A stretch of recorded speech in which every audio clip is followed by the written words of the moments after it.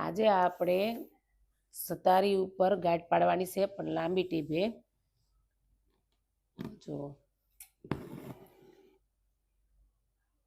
ઢીકી મૂકી દીધી, એક અને બે ની પાડી અને આવી રીતે કરવાની છે.